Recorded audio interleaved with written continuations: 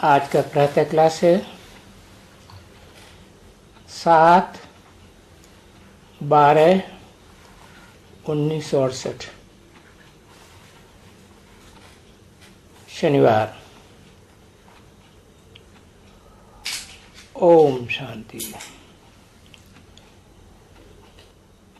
ये ओम शांति का अर्थ मालूम है तुम बच्चों को? मालूम है अर्थ का मीनिंग?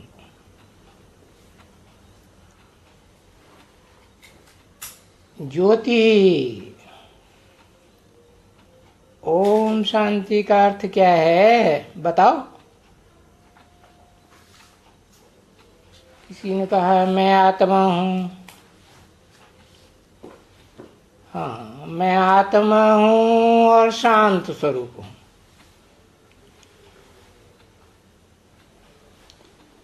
ओम, मैं आत्मा हूं, शांत स्वरूप हूं।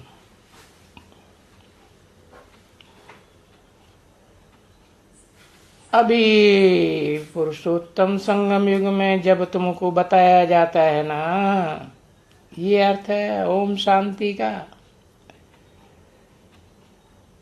तो तुमको वो शांति धाम घर याद आता है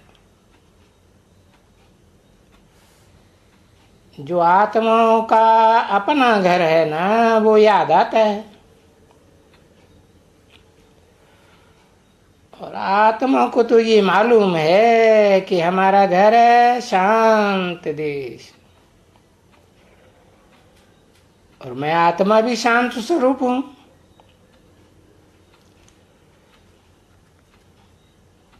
इस सृष्टि में मैं आत्मा जब आता हूं तो आर्गन से मिलते हैं, तब टाकी बनता हूं।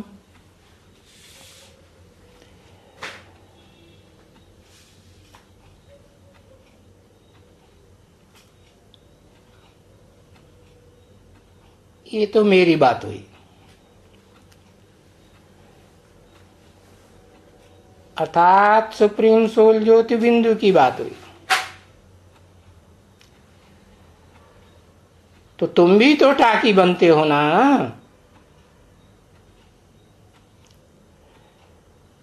तुम हो तो वहां के शांत स्वरूप देश के,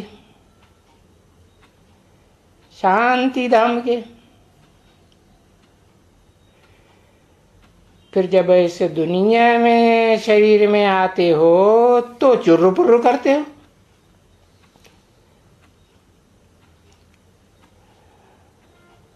बड़े होते हो तो टाकी बन जाती हो, आहिस्ते आहिस्ते टाकी बनते हो।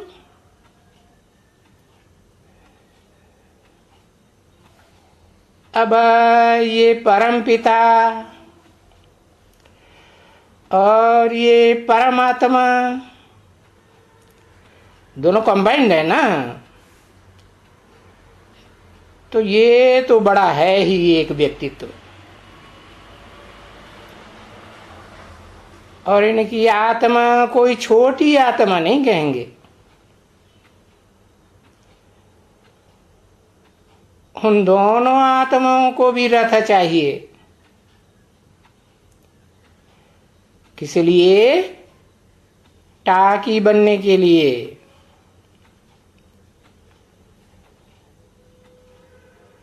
तो जैसे तुम बच्चे टाकी हो और रहने वाले परम धाम के हो, उससे बड़ा धाम तो और कोई होता ही नहीं है आत्माओं का। वैसे ये भी कहते हैं मैं भी टाकी बना हूं इस सृष्टि में आकर के,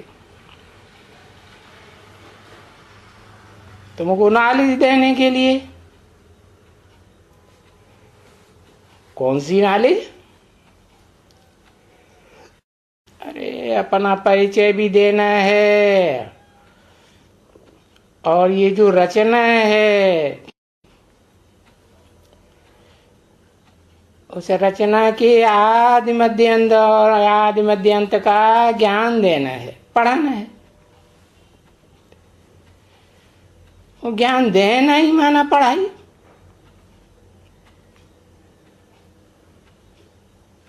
उसको ज्ञान नहीं कहा जाता है जो दुनिया में दिया जाता है अनेक मनुष्य गुरुओं के द्वारा, क्योंकि वो तो सब जिस्मानी ज्ञान है, जिस्मधारियों के द्वारा दिया जाता है, देहधारियों के द्वारा। क्योंकि वो देहधारी गुरु तो अपन को देह समझते हैं ना, समझते हैं कि हम देह लेते हैं, ये देह लेते हैं, वो देह लेते हैं। वो ज्ञान उनमें नहीं है कि हम आत्मा परम धाम की रहने वाली है। और इस दुनिया में शरीर में आकर के ये ज्ञान सुनते हैं,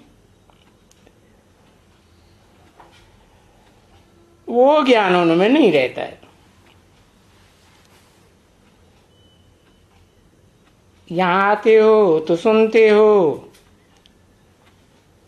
कि बरोबर बाबा आया हुआ है, साकार निराकार का मेल, और वो बाबा पतित पावन भी है? बाबा है साकार और निराकार का मेल, तो कौन पतित कौन पावन? साकार है पतित और निराकार है जो सदा निराकार है, और जो इस सृष्टि रूपी रंगमंच पर सदा साकार है वो है पतित। तो पतित और पावन का मेल है, इसलिए कहते हैं पतित पावन। दोनों ही कंबाइंड है जरूर। और मुकर्रर रथ में आकर के समझाते हैं। कोई सिर्फ सुनाने की बात नहीं है, तो कैसे समझावे? वो खुद बोलते हैं कि मैं तुम्हारे माफिक, जैसे तुम आत्मा शरीर में आती हो, शरीर में लगाव लग जाता है। मैं ऐसे शरीर में नहीं आता हूं अटैचमेंट पूर्वक, माता के गर्भ में नहीं आता हूं। यानी शरीर तो चाहिए तो ना, तो इसलिए मैं आकर के इसमें प्रवेश करता हूं।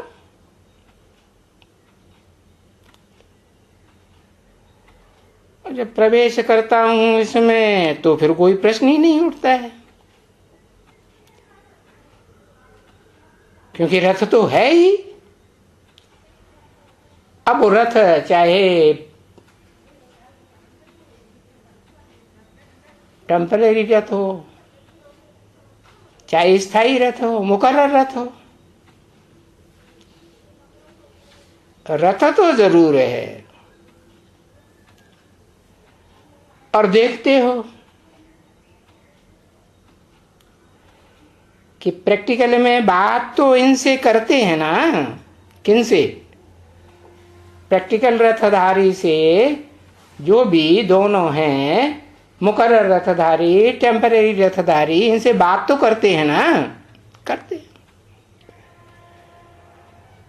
और बरोबर इसको माता भी कहा जाता है। भी क्यों लगाई दिया?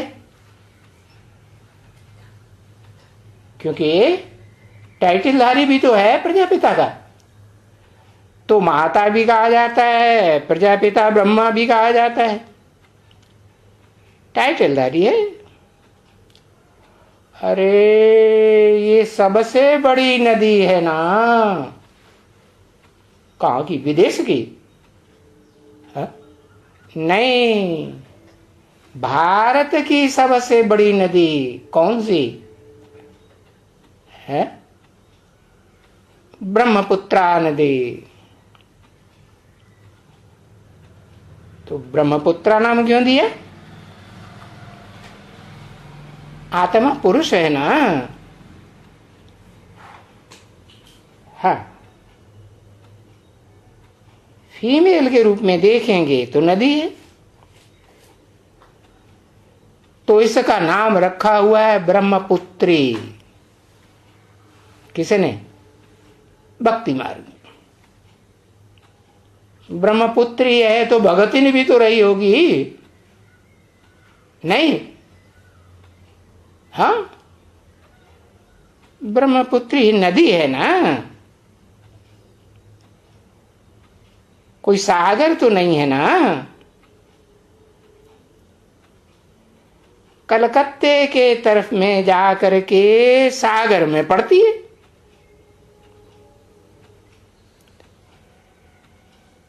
तो ये ब्रह्मपुत्रा कहो, ब्रह्मपुत्री कहो, सबसे बड़ी नदी है भारत देश की।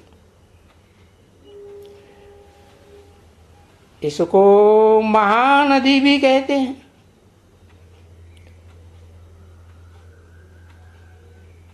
महान ते महान नदी। जैसे देवताओं में कहते हैं महादेव, देवताओं में महान थे महान देव, महादेवी कह दो। तो ये तो दृष्टांत दिए हुए हैं उन्होंने भक्ति मार्ग में।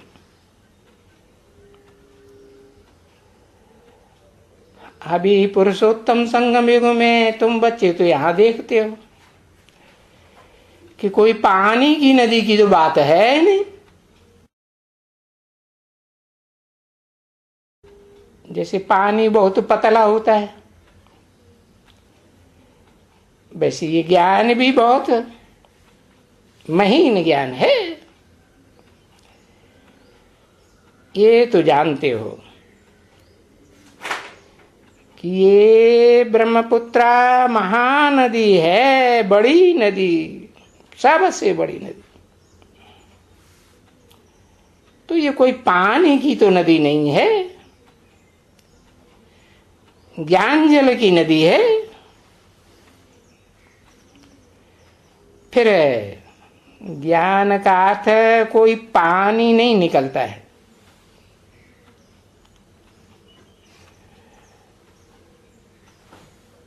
समझानी है। जैसे वो कहते हैं ना, जल से पतला कौन है?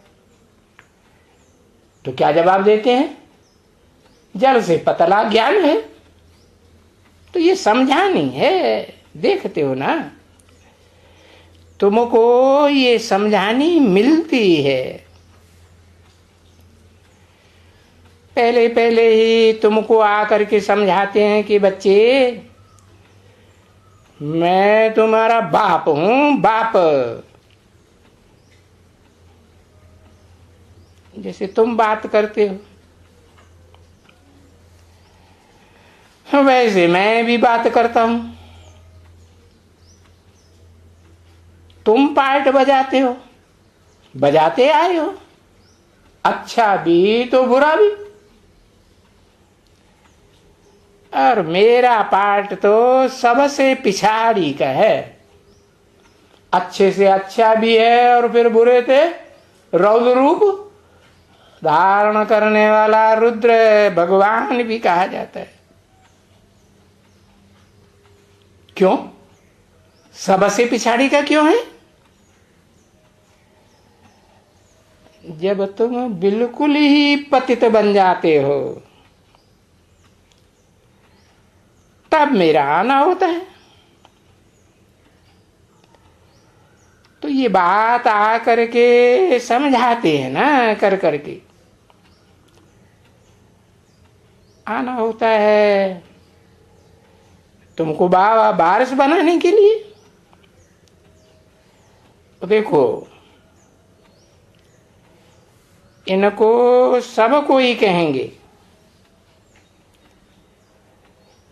इनको ये इतना मालिक बनाने के वाला कौन है? किनको? एक को या दोनों को? दोनों को। कौन कौन दोनों को? राम और कृष्ण वाली दोनों आत्माओं की बात बताई। एक है विश्व का मालिक और एक है सतयुग का मालिक। इतना बड़ा मालिक बनाने वाला है कौन? कोई है या नहीं है? तो कहेंगे सिवाय ईश्वर के किसका नाम तो लिया नहीं जा सकता। है कोई दुनिया में? है? अरे कोई इसको समझाएगा? किसको? किसको समझाएगा? औरों को तो समझाना फिर भी सहज है, इसको समझाना वो तो सबके बस की बात नहीं है। कौन इसको समझाएगा? कोई? किसको बताया है? कहेंगे सुप्रीम सोल, वो तो ज्योति बिंदु है, उसको तो मुख ही नहीं, वो कैसे समझाएगा? वो मुकर रथधारी में प्रवेश करता है तब वो एक ही है मनुष्य सृष्टि का बाप, जो ब्रह्मा वाली सोल को भी समझाता है या नहीं समझाता? उस ब्रह्मा की सोल को कोई दूसरा समझा सकेगा? हाँ, वही प्रजापिता ब्रह्मा जिसे कहा जाता है वही समझाता है। तो कहेंगे क्योंकि बाप स्वर्ग का मालिक बनाते हैं। कौन सा बाप? आत्माओं का बाप। कैसे बनाते हैं? बेहद का बाप है तो बेहद का ज्ञान जल का भंडार दे करके बनाते हैं। किसको? ज्ञान सूर्य है ना, तो बेहद का जल किसे में? ज्ञान सूर्य कहें है तो सूर्यवंशी, लेकिन बेहद का जल सागर में होता है ना, तो बेहद का बाप है षष्ठी रूपी रंगमंच पर। तो स्वर्ग का मालिक तो ये है। और बाबा तो बहुत सहज करके अभी पुरुषोत्तम संगम युग में समझाते हैं कि भगवान स्वर्ग स्थापन करते हैं। कौन सा भगवान है? करते हैं, करता है या करता है? वो ऊपर वाला तो अकर्ता है। फिर जब शरीर में प्रवेश करता है तो करता है या नहीं करता है? अरे सर्व संबंधों से सारे पार्ट बजाता है या नहीं बजाता है? बजाता है। तो स्वर्ग स्थापन करते हैं। नई दुनिया उसको कहा जाता है। किसको? ये नहीं कहा उनको कहा जाता है, उसको कहा जाता है जिस नई दुनिया में बच्चों को अतीन्द्रिय सुख अनुभव होता है। कलाओं में बना हुआ कलाबद्ध सुख है या कलातीत सुख? कलातीत सुख अनुभव होता है नई दुनिया में। उसको सत्व प्रधान दुनिया कहा जाता है। उससे जास्ती सत्व और कोई दुनिया में नहीं होता। पुरानी दुनिया को पुरानी दुनिया ही कहा जाता है। उसको कहेंगे तमो प्रधान दुनिया, और उसको पतित दुनिया कहा जाएगा। ठीक है ना? तो ये पतित दुनिया और पावन दुनिया कोई तो बनाते होंगे ना, है? कि अपने आप बन जाती है?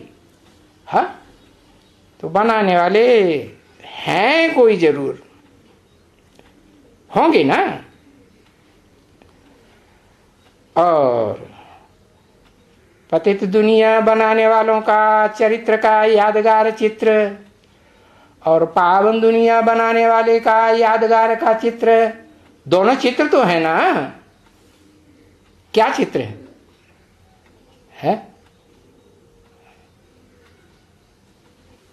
रावण का चित्र है अनेक सिरों का, अनेक मत मतांतर से ये दुनिया पुरानी तमो प्रधान बनती है। और राम का, रामलीला खेलते हैं ना यादगार में, तो राम का जो चेहरा मोहरा दिखाते हैं वो एक चेहरा है या अनेक सिर हैं? है एक सिर है। तो एक सिर से एक मत और अनेक सिरों से अनेक मतें मिलती हैं, उससे फिर होता है नरक। तो बाप आकर के समझाते हैं ये बात, और समझाने के लिए आना पड़े ना। अगर वो बेहद का बाप ना आवे तो तुमको समझावे कौन? देखो, समझाने के लिए इसीलिए क्योंकि ज्ञान का सागर तो वो बाप है ही, है? वो ही कहते हैं, वो ही कहते हैं, मैं नहीं कहता हूं।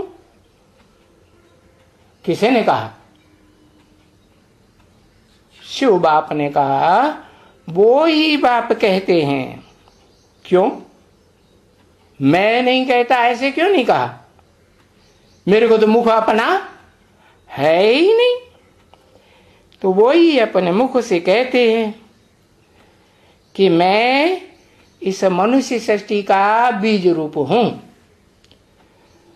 और बीज रूप होने के नाते इस साकार मनुष्य सृष्टि के आदि मध्य अंत को जानता हूं।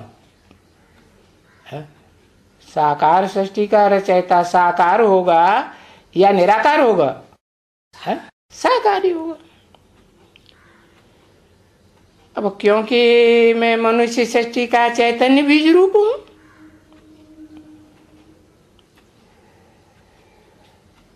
क्योंकि ये मनुष्य सृष्टि चैतन्य है ना। तो उन अनेक प्रकार की मनुष्य सृष्टि का चैतन्य बीज रूप हूं, एक बीज। और वो खुद ही बताते हैं, है? मनुष्य सृष्टि का बाप है ना, तो बाप का परिचय बाप के अलावा कोई दूसरा दे सकेगा? दे ही नहीं सकता। तो वो खुद ही बताते हैं कि मैं मनुष्य सृष्टि का बीज रूप हूं, मैं सत्य हूं। सत्य किसको कहा जाता है? जो इस सृष्टि रूपी रंगमंच पर सदा काल मौजूद रहे, ऑलराउंड पार्टधारी हो, उसे सदा सत्य कहा जाता है। और चैतन्य भी हूं। फिर वो कहते हैं कि मैं बीज होने के कारण मुझे न झाड़ का, चैतन्य हूं ना,